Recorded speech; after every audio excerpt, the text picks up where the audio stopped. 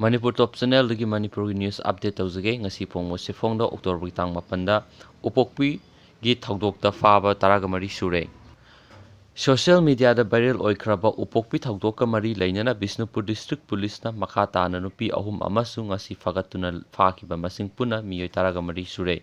Ningsingwa yabadi Bishnupur District ki kha posangbamda tha asigi tarukki ayukta mapuroiba masa lairabi nupi amana atopa nupa amaga aronma mari lainarami haiduna nupa yauna nupi mayam amana nupa nupi ani adubu khongoinabaga loinana kaina katpagi video social media da saithorokkibani.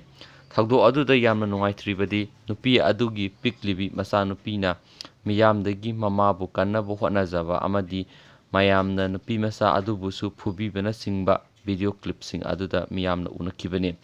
Social media da viral oirakpagi police na case ama lokhottuna mob justice aduda sienaba nupi taret nupa mari punna miyoi taraga mathoi ngarang phagatkrabani. Thaudo aduda maru oina nupi masa adubu phubikhiba amadi nupi adubu maru koknaba hotnabada sienaba nupi ahum ngasi makha tana police na phagatpa ngamkhibani.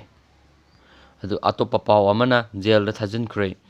Rims da layeng malakpi nupi masa amada karan taroba rims ki ECG technician thoksam suras ngasi special judge Professor Imphal West ki mamang da puthoklaba matung tha asigi kunganithoi fawba judicial custody da remand pikre. Lambe police custody da numit mangani thamlaba matung mahakpu ngasi ayuk court da puthorakhi.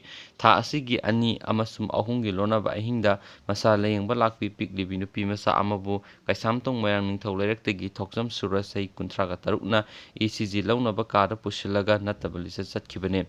Sairaksida layeng balakpa sahi taraga ningthoigi nupi masa ama nupi oibigi ikai khumnaba manghankibagi thaudokta sienaba mafamdagi thadatkhraba rimski ECG technician da matik chaba sairak pibiyu haina chief minister da wakatkre.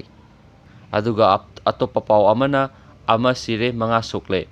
Moirang Police Station na konba Moirang AC gi manung tera khongsangbi awang laikai da ngasi nungtil pung 3:30 tarakpa matamda opposite direction da lakpa gari ani truck ka SUV amasum alto amaga thengainabada alto car da tonglakpa miyoi ama sire amasum alto gi driver truck ta SUV da lakpa miyoi manga asok apan thokre.